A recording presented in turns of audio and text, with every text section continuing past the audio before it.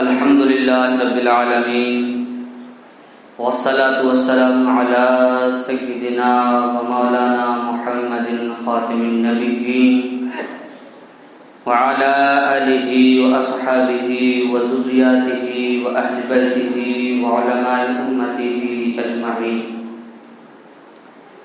صدق اللہ العظیم۔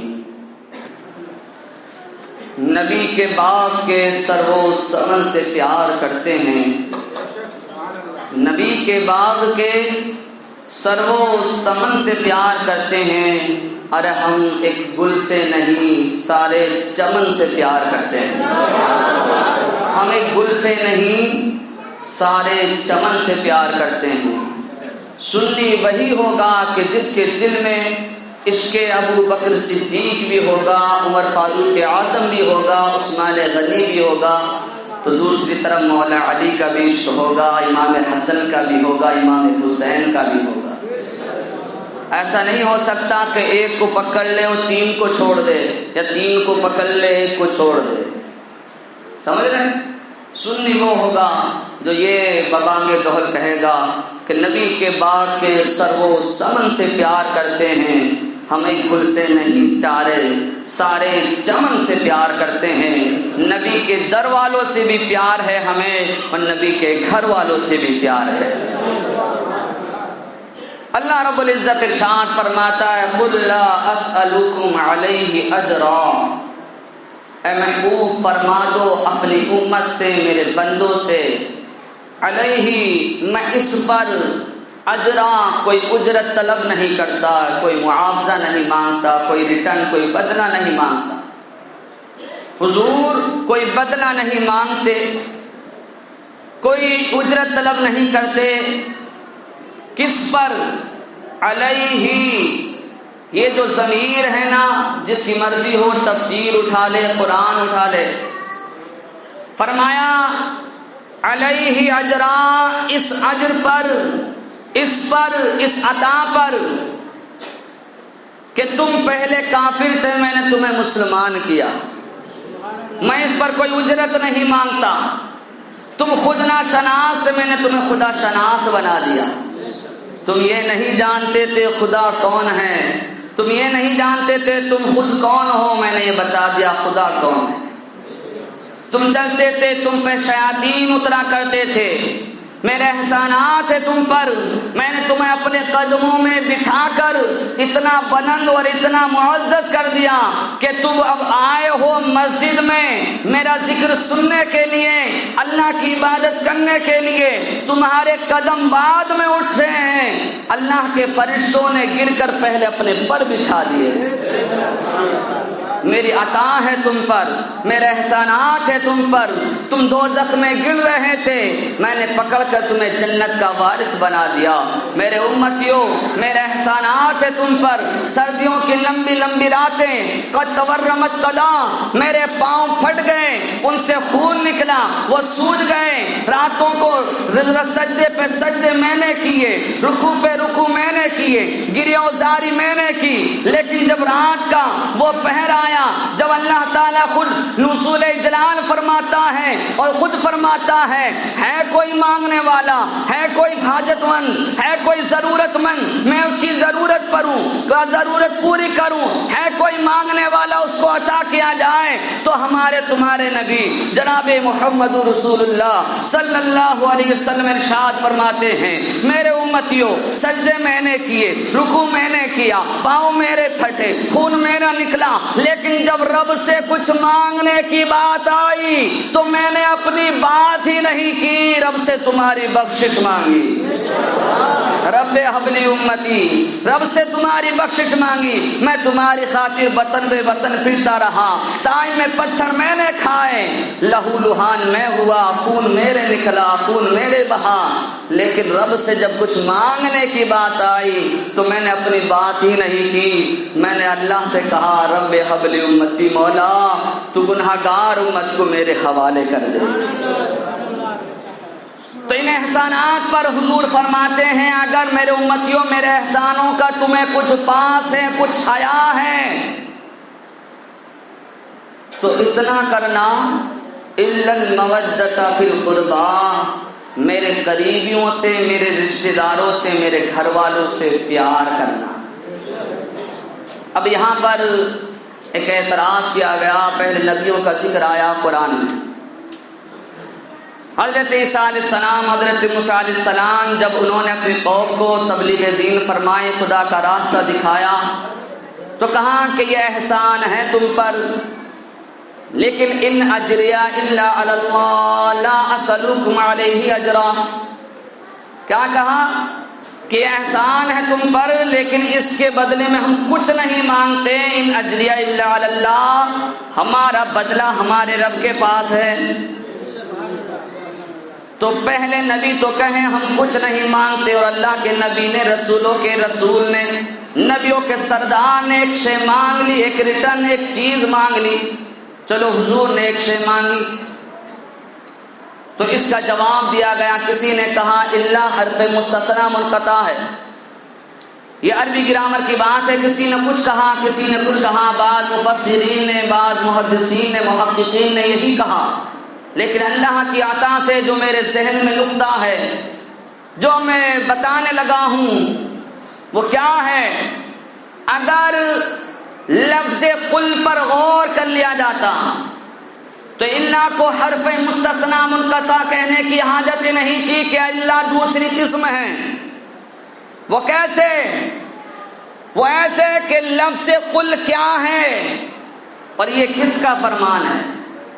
قل کس کا حکم ہے؟ اللہ کا۔ قل یہ کس کا فرمان ہے؟ اللہ کا۔ کہہ دو میرے حبیب، اللہ کہتا ہے کہہ دو میرے پیارے۔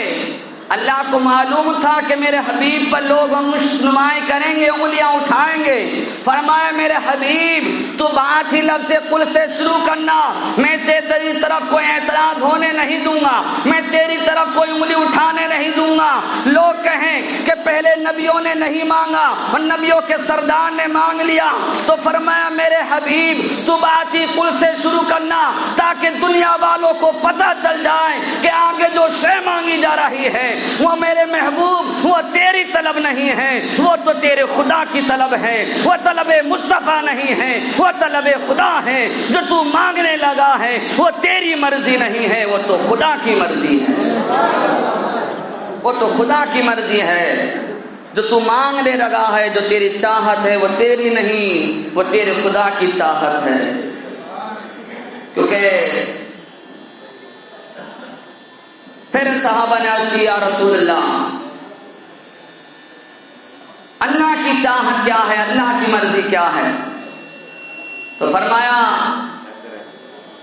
او میرے امتیو، جن پر میرا احسان ہے اور جو میرے احسانوں کی حیا کرتے ہیں، جن پر میں نے احسان کیا، اگر کچھ نہیں کر سکتے تو اتنا ضرور کریں کہ جن کی رگوں میں خون رسول گردش کرتا ہے ان سیدوں سے پیار کرتے رہیں، جن کو آل رسول کہتے ہو ان سے محبت کرتے رہیں۔ اب یہاں ایک نقطے کی بات ہے، اللہ تعالیٰ نے لفظ محبت استعمال نہیں کیا، قرآن پاک میں لفظ مودت استعمال کیا۔ کیا؟ لفظ مودت، محبت اور مودت میں فرق ہے۔ وہ فرق کیا ہے؟ تو علامہ راضی نے فرمایا کہ لفظ محبت، کسی کو کسی سے محبت ہو جائے جدا کر دو زندہ رہ سکتے ہیں، لیکن اگر مودت ہو جائے جدا کر دو مر جائیں گے۔ اور مثال دی، فرمائے جو مچھلی ہے نا، اس کو پانی سے محبت نہیں مودت ہے، مچھلی کو پانی سے جدا کر دو مچھلی میں جان نہیں رہتی، مچھلی کی جان نکل جاتی ہے۔ تو کیا نقطہ سمجھایا جا رہا ہے؟ سنو دنیا والو، یہ اللہ کہہ رہا ہے میرے محبوب کی آڑ سے محبت نہیں مودت کرو، تاکہ دنیا والوں کو پتہ چل جائے کہ آل رسول کی محبت کوئی ہلکے میں نہ لے۔ یہ امام حسین کی محبت، یہ امام حسن کی محبت، مولا علی شیر خدا کی محبت، یہ غوث پاک پاک کی محبت، یہ مدار پاک کی محبت، یہ آل رسول کی محبت کوئی ہلکے میں نہ لے۔ جس طرح سے مچھلی کو پانی سے جدا کر دو، مچھلی میں جان نہیں رہتی ہے، کوئی آل رسول کی محبت سینے سے نکال دے، سینے میں ایمان نہیں رہتا ہے۔ کیونکہ حب شبیر نہیں ہے تو عبادت ہے حرام، حب شبیر نہیں ہے تو عبادت ہے حرام، نہ نمازیں نہ وظیفے نہ سجود اور قیام، تعبیری یہ فراست ہے کہ نادانی ہے، حب اولاد علی شرط مسلمانی ہے، حب اولاد علی شرط مسلمانی ہے۔ آخری بات سنتے چلے، میں دیکھ رہا ہوں کہ ٹائم ہو چکا ہے، لیکن کبھی کبھی ایسا ہوتا ہے کہ یاد رکھیں، بہت سے لوگ صرف ٹائم پر ہی نظر رکھتے ہیں، گھڑی ہوتی ہے امام نہیں ہوتی ہے، سمجھے؟ تو لفظ محبت مودت، سمجھ گئے اس کے نقطے کا فرق؟